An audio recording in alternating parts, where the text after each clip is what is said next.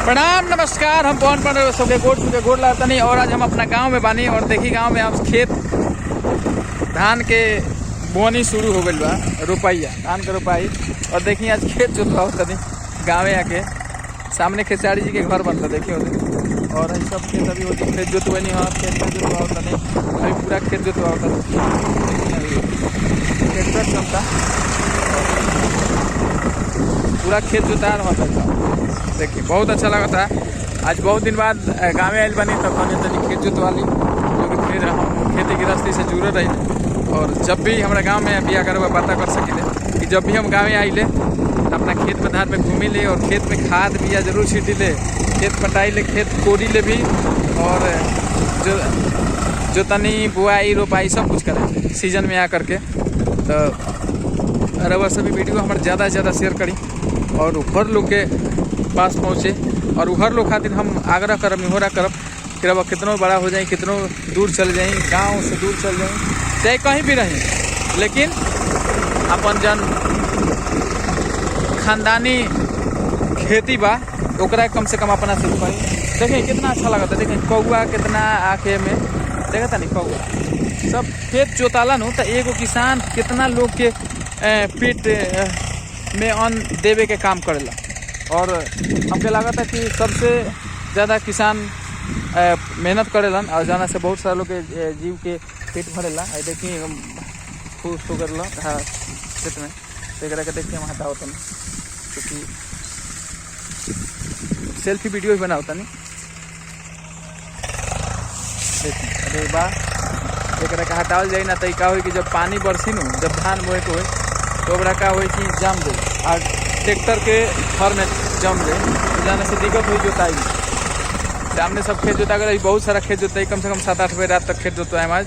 और फिर बहुत जल्दी रोपनी भगवान पानी दिहन तो ठीक बा, ना दिहन तो मशीन से चली और रोपनी हुई। हम लोग के बिरार में भी जाए, बिया जहाँ उखड़ाला वो जी देखाएम। और एक बार खाद के फोटो हम अपन खाद छीटत में खेत के फोटो डाल बने, लेकिन आपकी पैरवा सबके बीच में एगो फोटो शेयर वीडियो शेयर करें जन के हम कुदारी चलावत में शेयर करें। बहुत सारा हमारा रील भी देखते रहे फेसबुक पर, यूनिक रील देखा हमारे कुदारी चलावत में। और बहुत सारा प्यारा गाना हमारा होता, जय जय शिव शंकरा। कैसा लगा था वो सबके गाना तो जरूर सुन के बताई। जय जय शिव शंकरा बालाजी रिकॉर्ड्स पे। और अपन प्यार दुला से बात बनल रही अपना पौनवा पर, अपना बेटा पर। खानदानी खेती बा ओकरा कम से कम अपना से करी। देखें कितना अच्छा लगा था, देखें कौआ कितना आँखें में देखा नहीं कौआ सब खेत जोताला नु। तो एगो किसान कितना लोग के पेट में अन्न देवे के काम करेला।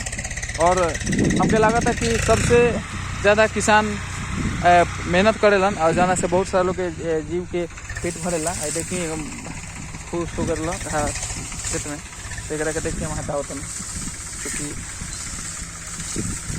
सेल्फी वीडियो भी बना होता नहीं। देखिए अरे वाह, एक के हटावल जाए ना तो का हो कि जब पानी बरसी नु, जब धान बोए के हो तो ओकरा का हो कि जम दे और ट्रैक्टर के फर में जम दे, जाने से दिक्कत हुई जोताई में। सामने सब खेत जोता गया, बहुत सारा खेत जोताई, कम से कम 7-8 बजे रात तक खेत जोता है आज।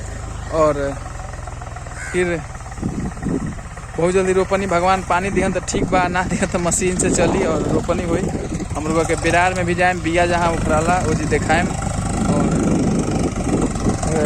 एक बार खाद के फोटो हम अपन खाद छीटत में खेत के फोटो डाल बने, लेकिन आपकी पैरवा सबके बीच में एगो फोटो शेयर वीडियो शेयर करें जन के हम कुदारी चलावत में शेयर करें। बहुत सारा हमारा रील भी देखते रहे फेसबुक पर, यूनिक रील देखा हमारे कुदारी चलावत में।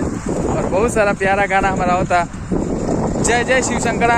कैसा लगा था वो सबके गाना तो जरूर सुन के बताई। जय जय शिव शंकरा बालाजी रिकॉर्ड्स पे। और अपन प्यार दुला से बात बनल रही अपना पौनवा पर, अपना बेटा पर।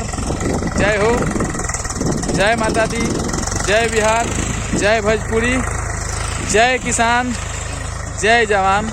अरे कि कौआ कितना अच्छा लगा था, मैंने रियली शहर में रहत मन उब गया जौन गाँव में आज महसूस होता। और गांव में आके जब खेती करे में आनंद आता, गजब मस्त लगा था। और रउआ सभी जब गाँव में आई तो अपने खेत में समय जरूर दें। प्रणाम नमस्कार, जय माता दी। अगर वीडियो अच्छा लगा लोगे तो ज़रूर शेयर करें, मैं कमेंट करके बताएं कि कैसे वीडियो लगे।